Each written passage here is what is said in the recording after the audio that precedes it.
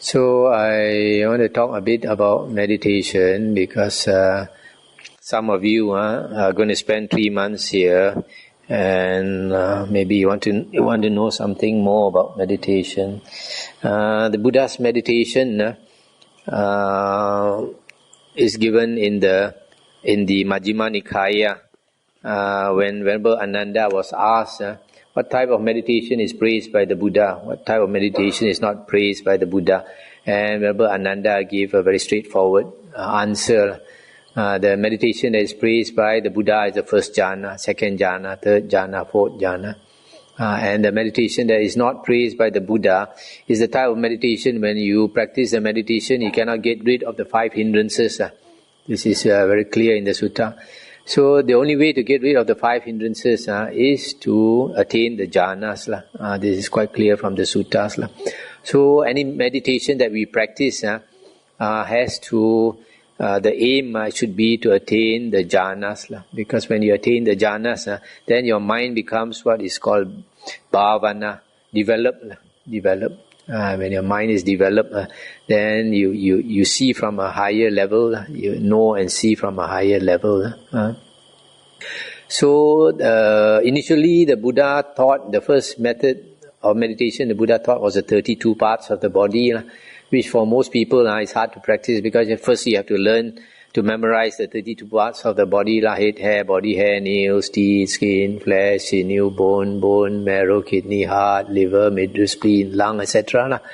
So after that you go forward, you go backward. And if you chant slowly, that is a contemplation exercise to make you see the body is made out of these 32 parts. If you chant slowly and you think about these 32 parts frequently, then it sticks in your mind. So when you see a person, you think of the 32 parts. Normally, for most people, when we see somebody, we see beautiful or ugly. It's all skin deep only. As they say, beauty is only skin deep. We never think about the inside. So because of that, we have attraction to the body, lust. So it's one of the reasons we remain in samsara. So I was thinking, why did the Buddha teach the 32 parts of the body as a first meditation when he himself never practiced it? So I think all Buddhas, when they want to teach, all Sammasambuddhas, they would have contemplated the past, what other Buddhas taught, and then they teach the same thing.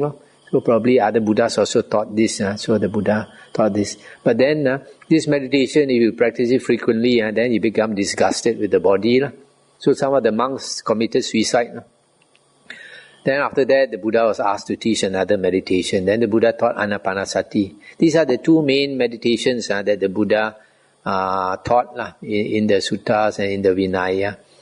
There were some others which were already popular even before the Buddha's time, like the Kasinas, meditating on earth, meditating on color, meditating on fire, meditating on water and all these things. So, but the 2 main meditations of the Buddha are these 2. So, as a shortcut to practicing the first one, instead of reciting the 32 parts of the body, you can chant something simpler like Namo Buddhaya. Namo Buddhaya. If you just chant Namo Buddhaya, after a while your mind will start roaming.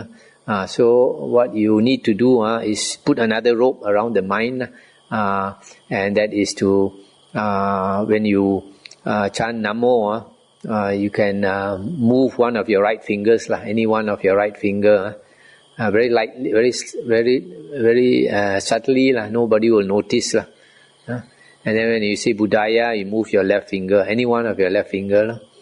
So because you have to synchronize the Namo with the finger movement and the Buddhaya with the finger movement, the mind doesn't run away so fast. Similarly, when you walk meditation, when your right foot touches the ground, you say Namo. When your left foot touches the ground, you say Buddhaya. So whether you want to walk fast or you want to walk slow, it's up to you. If you are sleepy, you walk faster. And also sleepy, you walk slower. So that is a simple thing. Now the other thing you need to know is meditation. If you are practicing one method of meditation, you are not making progress, you can switch to another method. So Anapanasati is to watch the breath go in, go out. Also the same as you are watching your breath, very soon your mind will run away. So you have to pull another rope. The other rope is to mentally chant. When the breath goes in, you say in. When the breath goes out, you say out. That also is not enough. So another thing to do is make a bit of effort to pull the breath down to the abdomen. Because if you make a bit of effort to pull the breath down to the abdomen, it helps to relax your body. When we are very relaxed, we breathe, the abdomen goes up and down. When somebody is asleep, you watch, like a baby is asleep, deep sleep, you find the abdomen goes up and down. Up and down.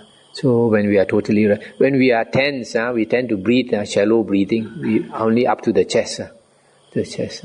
So when you help yourself to relax, purposely pull your breath slightly, not down to your abdomen, and then out. So you notice the breath going down to your abdomen. This breath meditation is called body contemplation of the body, because the Buddha said, the breath body. We are supposed to contemplate the breath body. But later books like the Visuddhimagga, they say to meditate at a point, at the tip of your nose or your upper lip. This is not what the Buddha said. The Buddha said to contemplate the breath body. So you can follow the breath if you want, and notice it come to the abdomen, and then go out through your nostril. And sometimes for most people this is still not enough. The mind will still wander. So what you can do is when you say in, when the breath goes in and you say in, you move one of your right fingers. Move one of your right fingers slightly. And then when it goes out, you don't need to move any finger. When it goes in, you move one of your fingers. There's, the Buddha said in the suttas that mindfulness of the body leads to death, to the deathlessness. Mindfulness of the body. And this body can be breath body, can be the physical body. But one thing you must notice, when our mind strays, and the mind starts to think of, as we say in Hokkien, going east, going west, then you forgot about yourself sitting in meditation. You forgot you are here sitting in meditation. You are roaming here and there. The moment you remember you are here sitting in meditation, the thinking is cut straight away.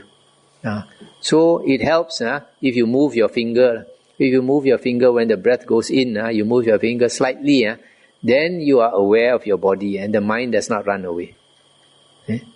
So you can try that.